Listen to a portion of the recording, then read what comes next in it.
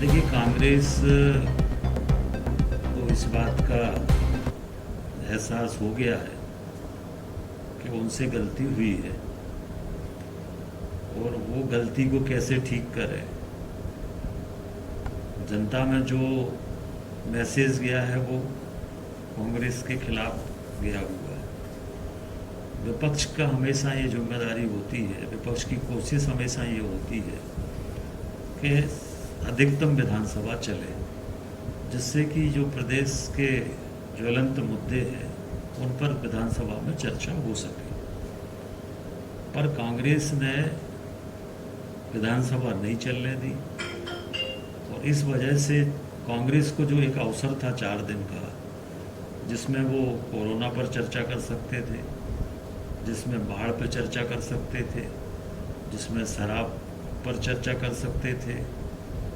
और भी ऐसे विषय हैं जिन पर प्रदेश के जो ज्वलंत मुद्दे हैं उन पर वो चर्चा कर सकते थे, सरकार से जवाब मांग सकते थे।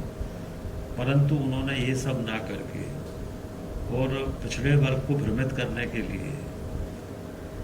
एक ऐसे व्यवधान उत्पन्न किया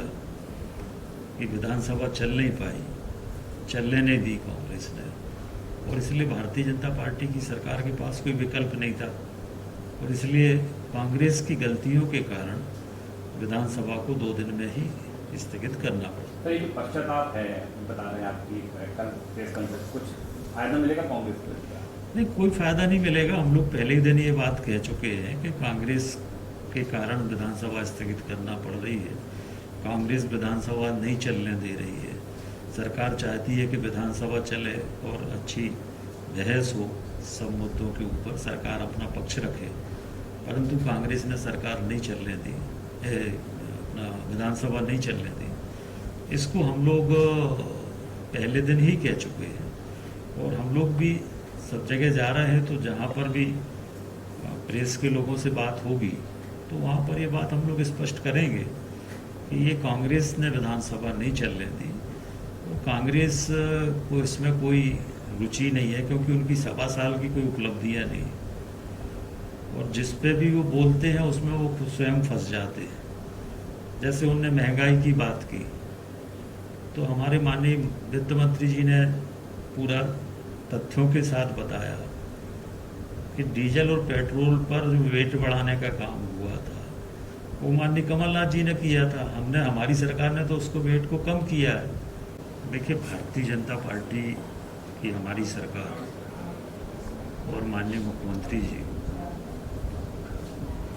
जब से माननीय स्वराज जी मुख्यमंत्री बने हैं तब से लगातार पिछड़े वर्ग के कल्याण की अनेक योजनाएं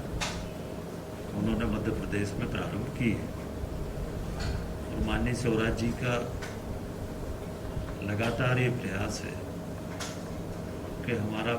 पिछड़ा वर्ग का जो 27% का आरक्षण है वो आरक्षण पिछड़ा वर्ग को मिले।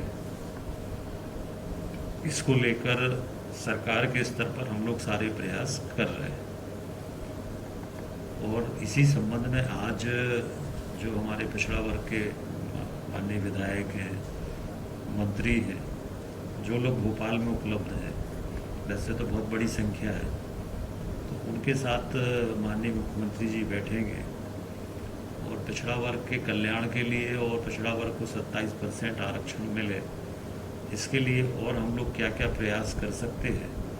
इस पर आज चर्चा होगी और उस चर्चा में जो भी आगे के कार्यक्रम तय होंगे वो चर्चा के बाद आपकी जानकारी में आएंगे और उस आधार पर मुख्य रूप से आज इसके लिए बैठक